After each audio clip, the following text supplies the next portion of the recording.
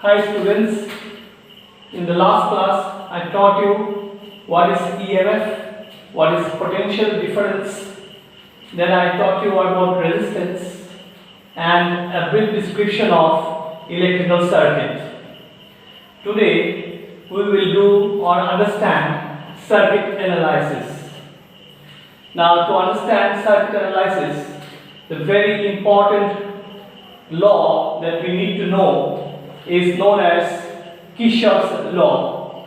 There are two laws of Kirchhoff's that I will be discussing now. So, the law that we will discuss is known as Kirchhoff's law.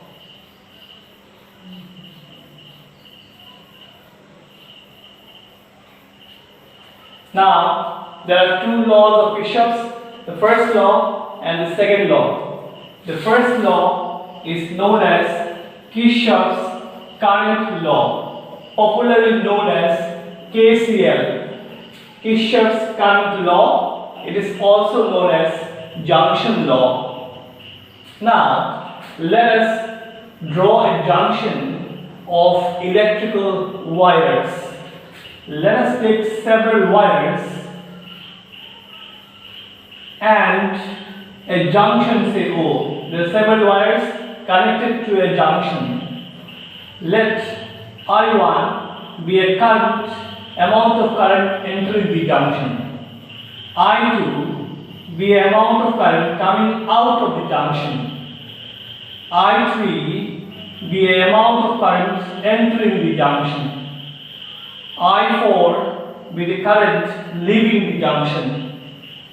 And I5 the current entering the junction. So this is a junction having several wires meeting at a point. In some wires the current coming in and in some wires currents are going out. So let us see which are the wires that is carrying the current into the junction.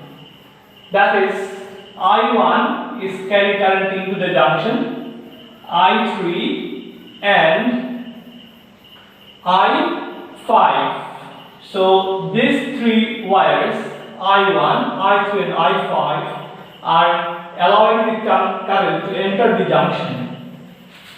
And I2 and I2 and I4 is the amount of current coming out of the junction. So these two wires, I2 and I4, through which these wires the current are coming out of the junction. So according to Kirchhoff's law, the amount of current coming into the junction must be equal to the amount of current leaving the junction. So we can write it as I1 plus I3 plus I5 is equal to I2 plus I4. Basically, Kirchhoff's first law deals with conservation of charge. That is, the amount of charge coming into the junction must be equal to the amount of charge coming out of the junction. So it follows conservation of charge.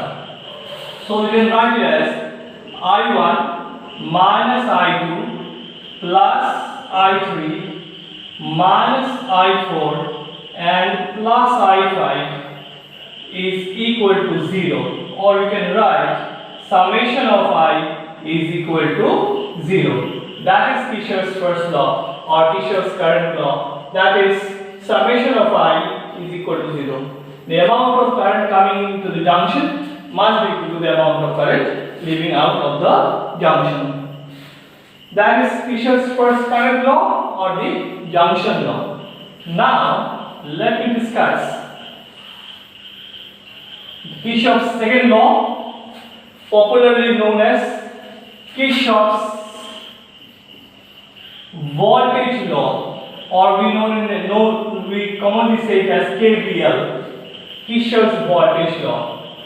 Now Kirchhoff's voltage law, it states that in a closed electrical network, the algebraical sum of the EMFs of the mesh is equal to the algebraical sum of the product of current and resistance. In other words, it states that summation of E is equal to summation of I into R, or E equals to IR. And in the last class we have understood that EMF is nothing but potential difference in an open circuit. In other words, it is V equals to IR, or it is nothing but Ohm's law. So Kirchhoff's voltage law is a generalization of Ohm's law. Now let us explain Kirchhoff's voltage law with the help of an electrical circuit. So let me draw a very simple circuit. This circuit is having resistance, some resistance. Let me draw the circuit. Say this is a very interesting circuit. It has two cells of EMFs E1 and E2. Say this resistance is R1, this resistance is R2, and this resistance is R3. Now for now, let us not take into account the internal resistance of the cell. So that will be doing it later on. So let us not include the internal resistance of the cell. So there are two EMFs, E1 and E2, having two cells. This is positive terminal, negative terminal. This is positive and negative terminal. Now you know the current will come out from each of the cell. What type of current? The current is conventional current. Here, from cell E1, a resistance I1, from cell E1, a current I1 is coming out. Another cell E2, from here, current I2 is coming out. Now, each cell must follow conservation of charge. In other words, if I1 comes out from cell E1, I1 has to enter the cell E1. Again, for this cell E2, if I2 comes out from the cell E2, then the amount of current or charge must enter the cell E2. So, here in this resistance R2 we see that there is no cell. So, we can say that I1 is coming and entering this way, and I2 is coming and again entering this way. In other words, we can say I equals to how much? I1 and I2 is followed with this junction.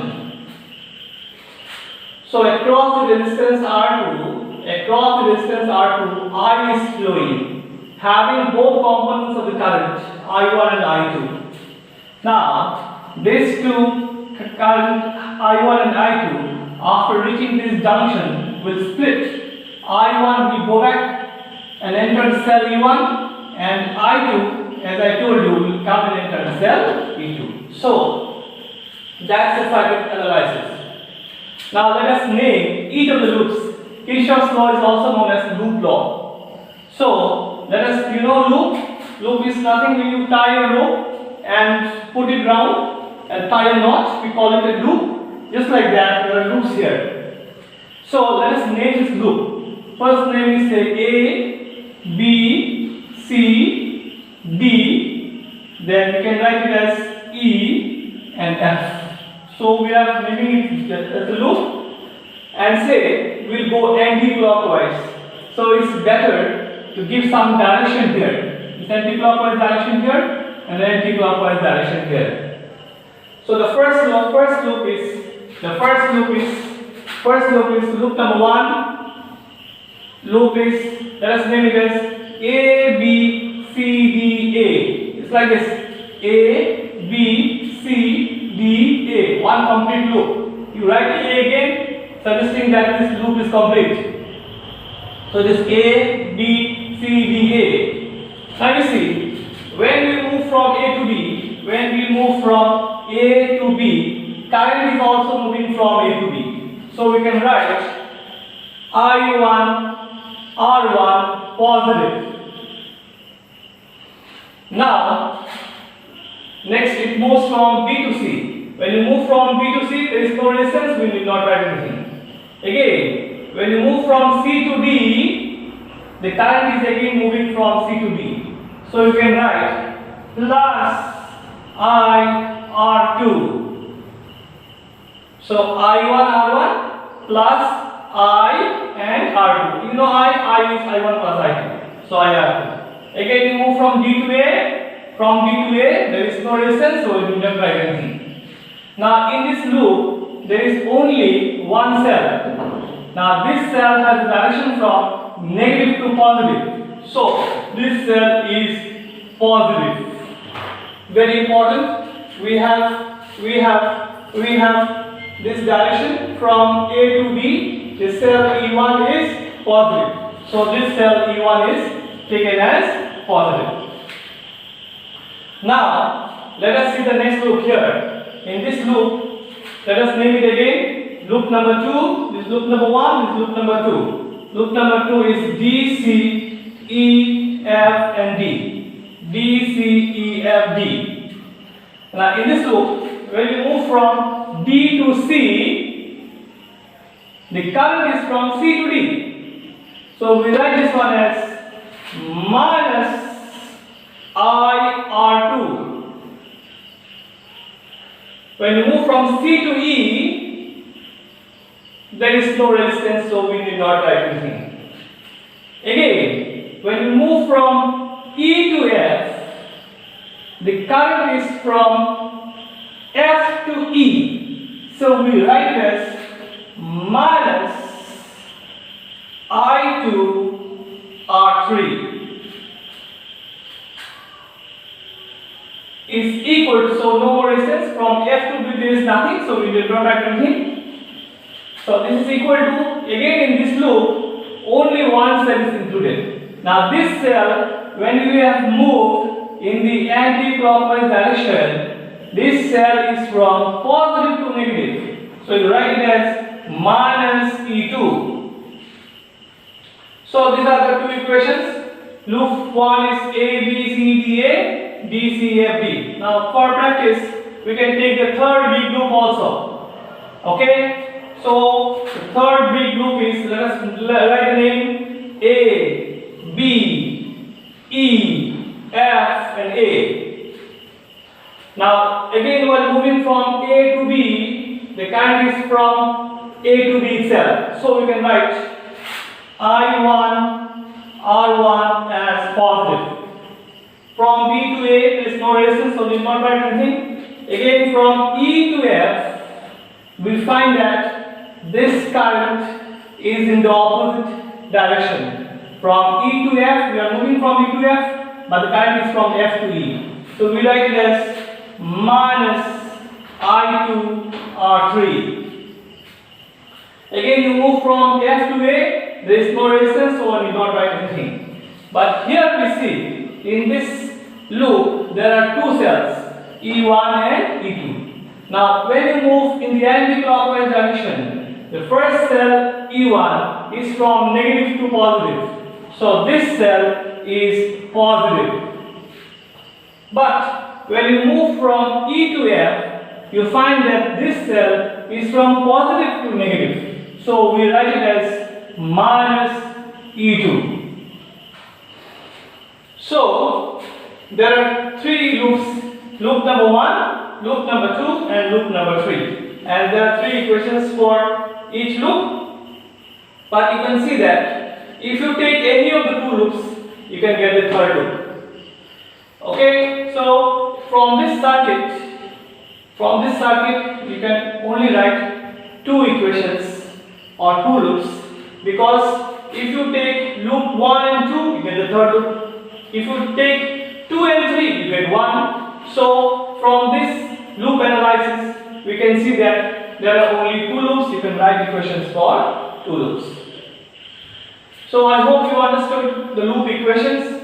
As we will be doing some problems regarding Kirchhoff's law. Kirchhoff's law, there are two laws, current law and voltage law. This one is voltage law. But you can see in this junction C and D, there are two junctions C and D, where both, this is I equals to I1 plus I2.